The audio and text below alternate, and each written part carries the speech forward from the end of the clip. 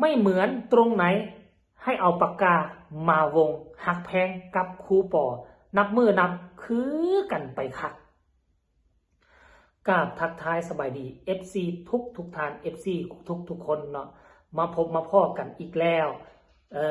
คลิปนี้ก็เป็นข้อมูลข่าวสารจากฝากฟังครูปอแล้วมีความเกี่ยวข้องกับน้องหักแพงท่านผู้ชมซึ่งสองคนนี้ตอนมาเจอมาร่วมงานกันใหม่ๆก็เกิดเรื่องละห่องละแหง FC ของน้องฮักแพงกับบ่คอยมักขี้หน้าของครูปอพอปานใดอิงตามเนื้อผ้าอิงตามความเป็นจริงอิงตามข้อมูลข่าวสารที่เจบอลาวเห็นมาตั้งแต่แรกก็คือครูปอนี่บ่คอยอยากจะอะไรอาวรน้องฮักแพงพอปานใดตอนเข้าใหม่ๆนะด้วยความว่าก็คือละเราก็คุกคีอยู่กับคนวงหนึ่งมาหลายละบัดนี้น้องฮักแพงสดว่ากำลังมีชื่อเสียงช่วงนั้นเข้ามาแล้วก็มีการแบ่งแย่งแข่งขันกันระหว่างตัว FC เนาะว่าผู้นี้จะมาแทนผู้นั้นจะมาแทนผู้นี้ผู้นี้เรียกของเรียกขาผู้นั้นอยากให้โด่งให้ดังเกินหน้าเกินตาเกินปัญหาแนวนี้ขึ้นมาเนาะ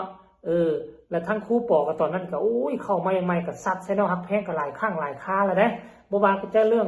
องสคงเรื่องสคริปต์เรื่องเพลงห้องเพลงบ่ได้ตามเป้าเสียงบ่ม่วนตามนั่นตามนี่ว่าไปท่านผู้ชมเรื่องเก่าเรื่องเหล่าบ่เรามันลืมเรื่องเก่าเรื่องหลังเนาะแต่บัดสุดท้ายด้วยความใจดีใจทุนเทียงด้วยความมีมารยาทของน้องฮักแพงด้วยความตัวเองเป็นเด็กน้อยผู้ใหญ่สิเว้าแนวใดก็ก้มหน้ารับตารับฟังอย่างเดียวเนาะเพราะว่าการที่ผู้ใหญ่ให้ผู้ใหญ่ด่าบ่หมายความว่าผู้ใหญ่เกลียดผู้ใหญ่ชังบางครั้งการให้การด่าก็คือการเป็นการเสี่ยมการสอนอีกในรูปแบบหนึ่งท่านผู้ชมคันเจ้าบ่เฮ็ดผิดเขาก็บ่ด่าก็บ่โทษครูปอตอนช่วงเข้าใหม่ๆก็ได้ตัวน้องฮักแพงกับอีกตัวนึงกับอีกผู้นึงด้วยความว่าหาก็เข้ามาอยู่ในวงการได้บ่กี่เท่าใดเดือนฉะนั้นแล้วการแสดงการห้องรำทำเพลงมันก็ต้องได้ฝึกฝนรอหลอมอีกครั้งนึงแต่บ่ถึงขั้นว่าน้องฮักแพงช่วงนั้นขี้ร้ายเกินไปบ่น้องมีพื้นฐานของน้องอยู่แล้วก่อนจะเข้ามาอยู่วงหมอลำแต่ว่ามันก็ยังบ่ทันสมบูรณ์ได้ 100% เพราะฉะนั้นแล้วครูก็นักใจมอบงานให้แล้วก็เฮ็ดบ่ได้จึงเกิดปัญหานี้ขึ้นมามีการเว้าการจาการด่ากันปล่อยกันแน่ช่วงระยะชั่วคราวแต่มันก็บ่เป็นปัญหาในที่สุดคนเฮาอยู่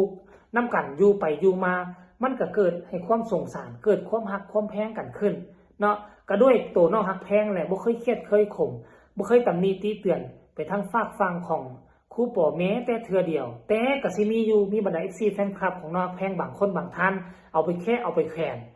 แต่ว่ามันก็บ่เป็นผลให้สองคนนี้อยู่ไปอยู่มาจากที่ว่าสกิลบ่ถูกกันบาดสุดท้ายเคมีมันดันมาถูกกันมันเกิดเป็นเรื่องแปลกพวกเจ้าสังเกตบ่ก้าวเข้าสู่ปีนี้นะฮักแพงกับครูปอนี่แสดงออกในเชิงสัญลักษณ์การโพสต์การถึงการกล่าวถึงสมัยตะกี้นี่บ่เห็นครูปออยู่บ่อยู่สิมากล่าวถึงของน้องฮักแพงบ่กล้ากล่าวคันกล่าวถึงนอกจากครูปอแล้วยังมีผู้อื่นเกือบทุกวง1และวง2ถ้าไผกล้าเขียนโพสต์กล่าวถึงน้องฮักแพงในเชิงที่ดีนะในเชิงที่ย่อคนน่าจะจมปั๊บลงลงโคลนโลดทัวจะมาลงทันทีแต่ว่าหลังจากนี้ไปค่อยคิดว่าจะบ่มีทัวแล้วไผที่มีความรู้สึกในไหนต่อน้องฮักแพงบ่ว่าจะพอใจหรือบ่พอใจสามารถโพสต์สามารถเขียนหาได้เลยคือทุกมื้อนี้ทัวบ่ค่อยลงแล้วท่านผู้ชม FC ก็ตาสว่าง FC ก็มักความสนุกมักความสบายบ่มักดราม่าท่านผู้ชมเพราะฉะนั้นแล้วก็มันเป็นตัวชี้วัดตัวนึงแหละคือน้องฮักแพงนี่เอาใจสู้กับดราม่าจนได้ใจของครูปอไปครองเกือบ 100% แล้วแหละแล้วค่อยมาเฮ็ดรูปค่อยมาเห็นรูปนี่สาเหตุที่ค่อยตั้งหัวข้อแล้วนี่นะที่ผ่านมาค่อยก็บ่ได้สังเกตหรือ FC แฟนคลับกับหากันได้สังเกตบ่ท่านผู้ชมมาเห็นรูปนี่มันค่อยก็คิดเบิ่งไปเบิ่งมาหลายมื้อแหละเนี่ยพวกเจ้าเบิ่งเอาเบิ่งแก้มทั้งสองคนนี่นะเบิ่งทั้งสองข้างแก้มนี่นะเบิ่งกับลุมตาดำนี่นะกับด่างนี่นะมันต่างกันมองใดว่าสองคนนี่ ดังครูปอกับดังน้องฮักแพงตานี่สามมาคือกันแท้ว่าท่านผู้ชมเอ้ยอีหยังมันจะป่านนี่วะเอาไปเอามาละตอนนี้ไปสองคนนี่นะครูนี่จะกลายเป็นศิษย์คู่กันโดยปริยายท่านผู้ชมทุกมือนี่คือหยอกคือไงกันมือค่ำคืนที่ผ่านมานี่น้องฮักแพงก็ได้ เข้าไปทักทายทั้งครูปอไปส่งน้ำพงส่งน้ำพระขอปะแป้งผู้รักผู้ใหญ่ภายในวงถือว่าเป็นบรมครูผู้หนึ่งที่สอนน้องฮักแพงจนประสบผลสำเร็จเนาะให้ไปเบิ่งคลิปนี้ซะก่อนแล้วจึงมาพอกันในช่องต่อไปไปใช่ไหมรถซ้ายมาขวานี่ซ้ายรถซ้ายมาขวาเริ่มเองนะเริ่มเองนะอีกา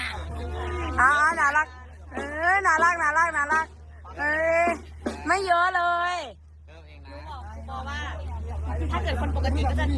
ทานนิดนึงแต่ถ้าเป็นนางเอกก็จะทานเยอะใช่ไหมก็อยู่กับทำมันดีแหมเอารถไปห้างมาแล้วไปทำให้เอง